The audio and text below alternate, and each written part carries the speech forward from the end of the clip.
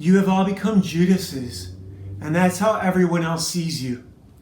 Every white guy who's not able to stand up for your people, they all see you as Judas.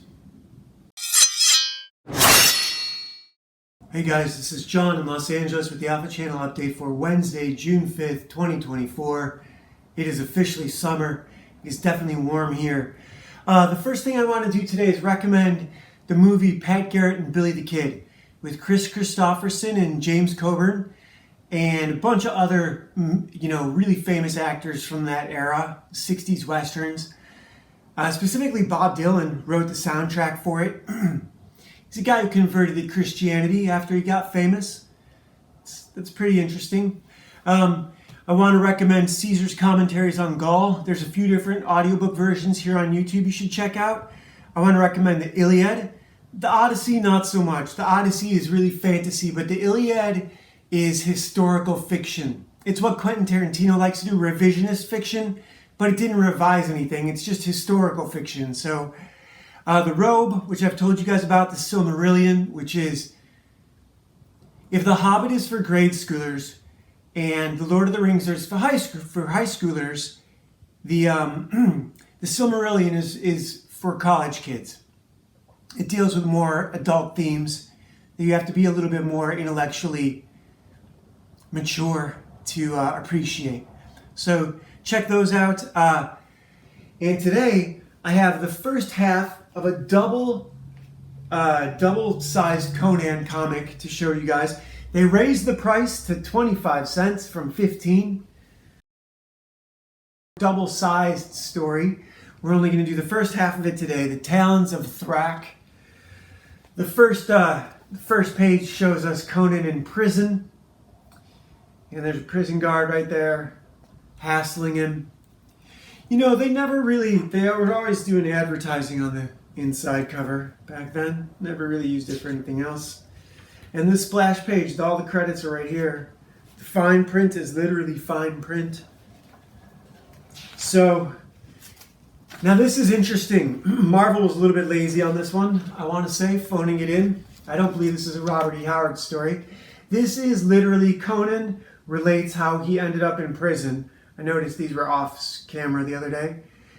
And Jenna, his girlfriend Jenna, literally did whiskey in the jar and sold him out to the cops. First she asked him, "Could you bust out of one of these prisons?" And he's like, "Yeah, I'd be garbage if I couldn't." She drugs him, calls the cops in, they arrest him and take him off to jail. It is literally the lyrics to Whiskey in the Jar, that old Irish song about the girl who sold him out for the cash. And so Conan goes to jail, and then he gets a visit in prison by someone who needs his help. So Conan goes to jail. He gets a visit in prison from this guy who wants to hire him, a very effeminate guy, who obviously cannot do what Conan needs to do. This guy actually looks like a girl, and I think that's Barry Smith's bad drawing. There's no excuse for that. Here's another ad with Arnold. This time, Arnold got his name in the book for some Joe Weider supplement. I'm going to skip this page because not a lot happens. But Conan does escape from prison, which is pretty cool. The guard goes into hassling and notice he's not wearing chains. Conan gets his revenge on that guy. And there was a guy a couple pages back with Jenna who flaunted how he was her new boyfriend. Conan deals with him right here. Makes short work of him. Which is pretty awesome. And then he deals with Jenna, his girlfriend. He catches her up, drags her out. He does not beat her, he does not kill her. But check out what he does. Conan drags Jenna and drops her into basically a cesspool. His girlfriend who betrayed him for gold, he got loose and dropped her into a filthy waste river. It's pretty hilarious. So, yeah, That's the first half of the Towns of Thrak. This is the first page of the second half, which we will do tomorrow. Because this is a double-sized book, we're going to save it for 2 episodes. And I haven't been doing this lately.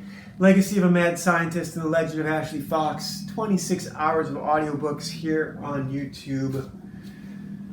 Food Wars, Barbie, Zero. Barbie, Die, My Darling. Not Barbie, Zero, Die, My Darling. The Iron Mountain Report, which was commissioned by Kennedy before he was assassinated. And the goal of the Iron Mountain Report was to get the 50 greatest scientists together and to figure out what society would need to do to get along without war. Because he noticed that the military-industrial complex really runs things, or ran things in his era, as much as they do today. And he wanted a report for how to deal with that not to be a problem. And they came up with something called the Iron Mountain Report, which lists as potential common threats to keep the lid on humanity, to keep people suppressed, things like climate change as a threat, civil, racial distress as a threat, economic distress as a threat, all the things that are going on. It's basically like a handbook for how to keep people oppressed. That's how it's been used. Kennedy wanted a handbook for how to lift people up and how to set people free, but that's not the people who are running the show. And right on the back of that is the Mouse Utopia experiments and the protocols of the learned elders of Zion. Even just read the table of contents. It's a how-to destroy society, and it is being used right now. And unfortunately, most white guys are dealing with this like an ostrich or like David Foster Wallace and just blowing their brains out because they can't deal with the apathy they feel at their local grocery store. Solomon's 72 demons are just mindsets. Just push through it. Go do a workout. Go do a piece of art. Go write a song. Go play a song. Do something. Do something. Do something. Do something to lift your brothers up. Not try and find ways to make money as a race trader, which is what a lot of you are doing. Stay away from the alcohol. Stay away from other sorts of traps. There's all sorts of traps. You know it and I know it. They like to divide and conquer. Fellow white people, you have all become Judases. And that's how everyone else sees you. Everyone else sees you as a traitor to your cause. Every white guy who's not able to stand up for your people, they all see you as Judas. And last but not least, our Wildwood Tarot card of the day, which is pretty kind of amazing. Wait till you see this one. This is the Green Woman, which is, I think, essentially the priestess or the empress. I want to say it's number 11. That's right. No. Number 3. So definitely the empress. Really amazing art from Wildwood Tarot. And hand grenades are drying. I was working on some covers last night, but they're not good enough to show today. So today is just me not lecturing anyone, giving a list of books that I recommend.